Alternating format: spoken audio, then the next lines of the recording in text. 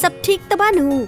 जजमान पूछी मत, लड़का लड़की के 28 में 28 गुण मिलता। नियर भविष्य में राम सीता के जोड़ी लग रहल बा। हमरा तो पहले से पता रहे।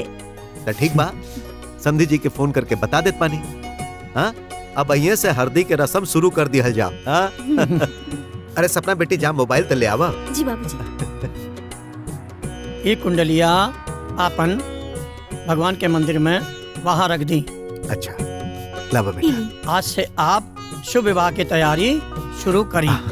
ठीक बा। अच्छा आज्ञा दी। जी प्रणाम। जी श्याराम। धन्यवाद पंडित जी। इला मंदिर में रखता। अरे हाँ, समधी जी के फोन करे के बा। 1 मिनट। Hello hello. हाँ के बोला था? हम बोलत बानी। प्रणाम प्रणाम प्रणाम प्रणाम प्रणाम।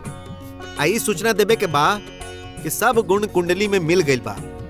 ठीक बा। हम का कहे के चाहता नहीं कि अब अहिए से हल्दी के रस्म शुरू कर दिया जा।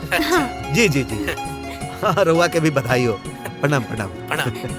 हाँ तो बेटा अब तैयारी शुरू हो जाए। हाँ, हल्दी उर्दी सब तैयारी करा। हाँ बस बस भैया, इतना शर्मावा मत।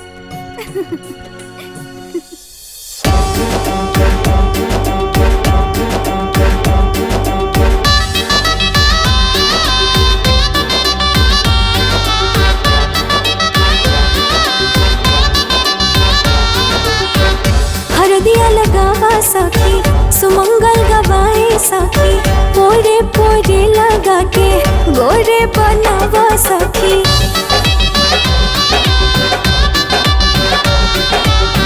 हरदिया पिसाए सखी, रगड़ के घिसाए सखी, चंदन इतार लगा के अंगे अंगे मिसा सखी।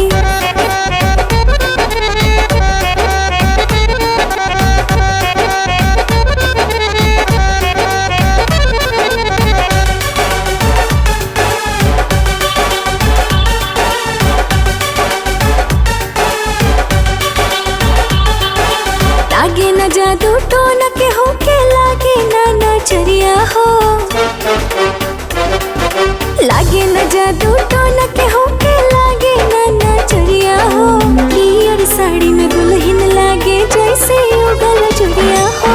पियर साड़ी में दुल्हन लागे जैसे उगल जुड़िया हो। हटा जैसे उगल सूरजवा वैसे उगल सूरतिया हो। हटा जैसे उगल सूरजवा वैसे उगल सूरतिया हो। दुल्हा राजकुंवर जस लागे मोहे मोहन मूर्तिया हो। दुल्हा राजकुंवर जस लागे मोहे मोहन मूर्तिया हो। दुल्हा राजकुंवर जस लागे।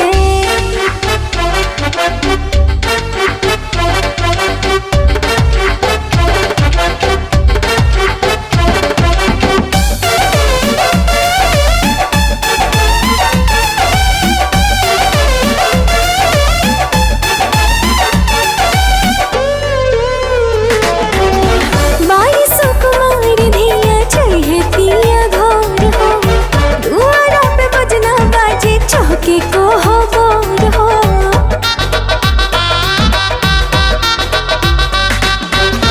बारिशों कुमारी धिया चाहिए तिया घोर हो।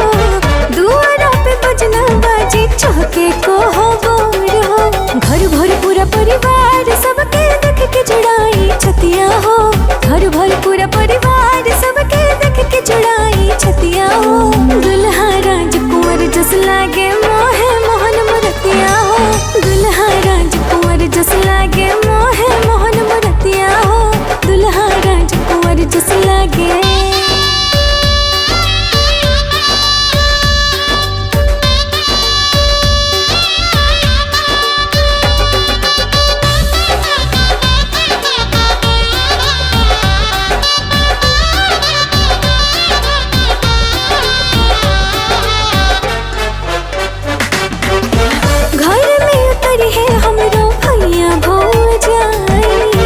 जोड़ कंगना ले हब हम तोरा के छिकाई।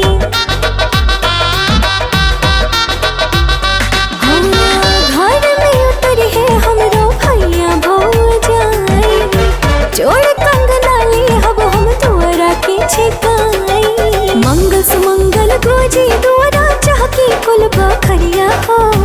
मंगल सुमंगल गोजी दुआरा चहकी कुल बखरिया हो पियर साड़ी में दुल्हन लागे जैसे उगल जुड़िया हो पियर साड़ी में दुल्हन लागे जैसे उगल जुड़िया हो पियर साड़ी में दुल्हन लागे।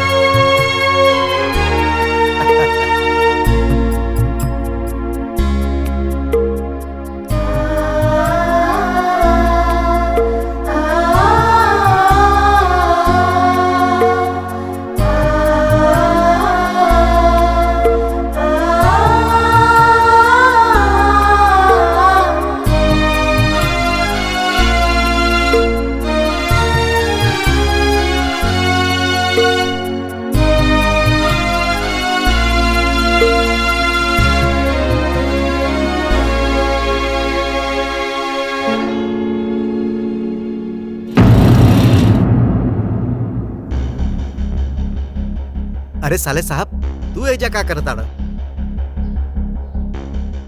जीजा जी है नहीं आई, कुछ बात करे के बा। का बात? है नहीं आई। लड़की के घर पे शादी के कोनो तैयारी ना होता।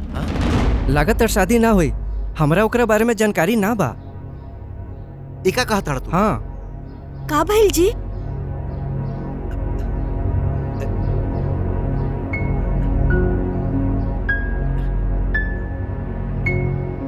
हेलो।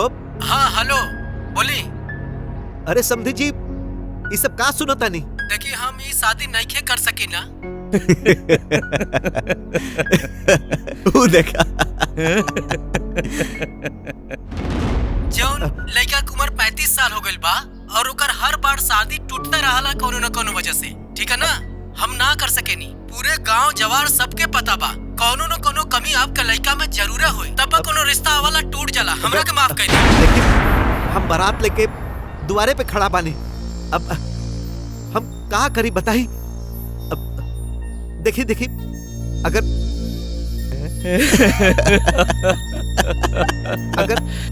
बारात दुआरे पर से चल जाता हम तो बर्बाद हो जाए, बर्बाद हो जाए।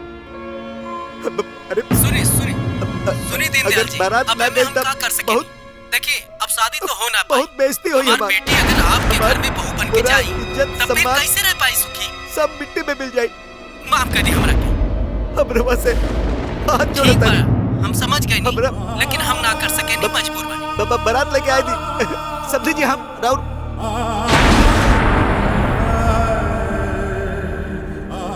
हमारी पगड़ी, हमारी इज्जत अब तारे हाथ में बा। बस जीजा बाबूजी, हमरा बियाह खातिर अपना पगड़ी उतार के दूसरा के पैर रखे की जरूरत नहीं खे। लेकिन अब बेटा, हम रघुआ से हाथ जोड़ के माफी मांगता नहीं। आज के बाद हमरा बियाह के बाद केहू न करी। हम अपन बेइज्जती बर्दाश्त कर सकीला, बाकी अपने बाबूजी के ना। ए भैया, ये सब कैसे गई नी? ई सब हम ओकरा घरे गईनी। एक एक बात उनकरा के बता दे।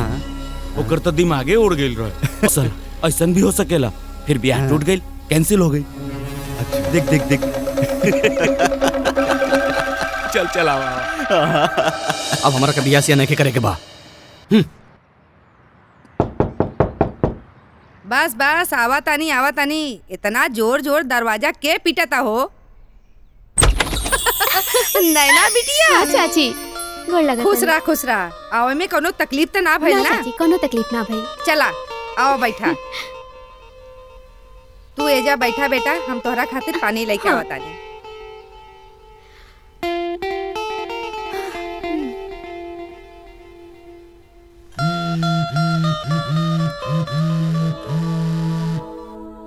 हाँ पापा प्रणाम। खुश रहा, पहुंच गई बेटी। हाँ पापा, बढ़िया से पहुँच गए नी हम। खाना वगैरह खैलू? हाँ पापा खा लेनी, तू खा लेला? हाँ बेटा, हम खा ले बनी। अच्छा। काली चरण बाने का हो जा? ना पापा, वो तो दिखाई नहीं देत हमरा। अच्छा ठीक बा, हम बात कर लेब उनसे बाद में। हम तनी काम से जाता नहीं, हम तो के शाम के फोन करब। ठीक बा पापा, अपन ध्यान रखा। खुश रहा। ठीक बा पापा। नैना बिटिया, इला पानी पीला। बैठा चाची। और ठीक बाड़ू नु? एकदम बढ़िया। अरे नैना बिटिया प्रणाम चाचा जी। आ गई। बैठ बैठ। हाँ चाचा जी। और आवे में कोनो तकलीफ तो नानू भाई? ना चाचा जी, कोनो परेशानी ना भइल। गूगल में लोकेशन डाल के हम आ गई नहीं है। गूगल पे? हाँ। और तहार कृषि के पढ़ाई कैसन चलता? ठीक चलता। ओई खातिर हम गांव में आई है चाचा, ताकि हम अपन प्रैक्टिकल कर सकी। ए जी, नैना बिटिया के कितना बढ़िया सोच बा। नहीं तो एजे के लोग किसानी करे में डरल। आई घर के भी अपना घर समझियो। लक्ष्मी जी। नैना के विशेष ख्याल रखियो। दोस्त के बेटी बाड़ी तो हमरो बेटी है ना भाई। हाँ काहे ना। अच्छा चाचा जी, हाँ। हमके किताब खरीदे के बा, तो का हम मार्केट जा सके नी का? मार्केट तो बा, लेकिन अभी 6 बज गई बा, अंधेरा होके वाला बा। कल चल जाइए, ठीक बा? स्कूटी धरल बा, उ लेके कल मार्केट चल जाइए। जौना चीज खरीदे के बा खरीद लिहो, ठीक बा? कुछ खिलेलू ह कि खाली बातें करत रहलू? अच्छा तू लोगन बैठ के बतिया, हम जाता नहीं खाना बना। अरे चाची, तो हमहू चलब तारा साथे। अच्छा आवा। चाचा जी हम आवता नहीं।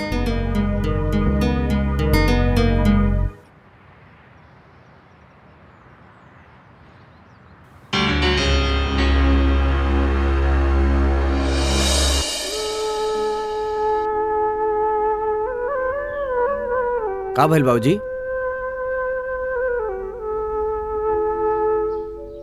ई लीजिए, खाना खा ली। हम ना खाई। भाई हम रख दे, हम क्या होता नहीं। अपना बाबूजी खाना अपना हाथ से हम खियाए, ठीक ना? हमरा भूख नहीं खे। बाबूजी खाना खा ली ना। देखी काल जौन भइल तौन भइल, ओकरा बारे में सोच के का फायदा। ली खाना खाई। बाबूजी एक बात बताई, बिना मेहरारू केहू खुश ना होला का? रउआ चिंता बिल्कुल मत करी। काल से घरे से लेके खेती बाड़ी तक सारा जिम्मेदारी हमार बा, ठीक ना? बेटा तू जौन सोच रहल बड़ा, हम वैसा नहीं सोचत। देखिए बाबूजी, अब एक शब्द ही मत बोले, ठीक ना? अब चुपचाप से खाना खाई और सूती। बाकी ये पे हमने काल बात करल जाई। खाना खाई। वाह हमार बाबूजी, बेटा इतना प्यार से खाना खियावता। हाँ, और तू नाटक करत होगा। इली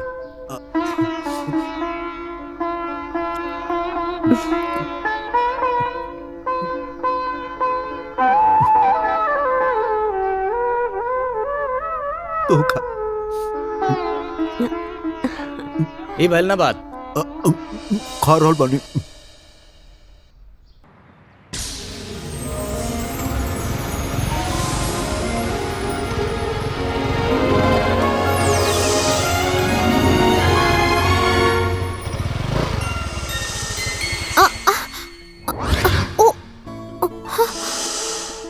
बाप रे, ये क्या हो गई? का हो गई? कोनो लौकई तो नहीं खे।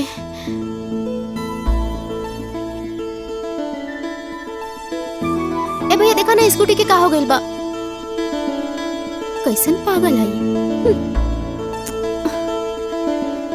कोनो लौकई तो नहीं खे।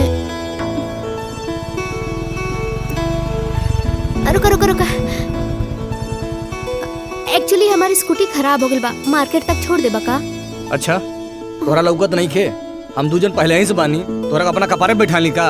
प्लीज देखी ना, हमारी स्कूटी खराब हो गई बा और पूरा अंधेरा होके वाला बा। हमार हेल्प कर दी ना। तू एक काम कर, तू इनके छोड़ दे और हम ऐसा हम तोहार इंतजार करब। हैं? एक झापड़ मारब सही हो जाइबा। हमरा कोनो काम धाम नहीं खे बका। हाँ, कौन से हाई कोर्ट के फाइल पे साइन करता है? ये बेचारी मासूम लड़की है, बाहरी करता बोला जाके ये लड़की की मदद कर। अच्छा थोड़ा ज्यादा दया होता ना तो तू जाके छोड़ दे। ले हट, बगल में साइड हट, गाड़ी घुमा देता नहीं। ए कार्तिक, ए कार्तिक, ई का करता है? चल जो, तू छोड़ आवा ना, बेचारी कितना परेशान होता। जो छोड़ के आओ। हाँ सही बात भाई, तू छोड़ता ना। अरे अच्छा लड़का की निशानी ये हवे कि कोनो मासूम लड़की के सहायता कर सके। हाँ? इज्जत से छोड़ के आओ, हम बाजार मिलब। का धर्म संकट बा, आओ बैठा। हाय गाड़ी, एक काम करा, ये गाड़ी जो है ना मैकेनिक के यहाँ पहुँचा दे, बुझले? हाँ। अबे तोहरा ऐसी निकल। हाँ साफत मिल गई।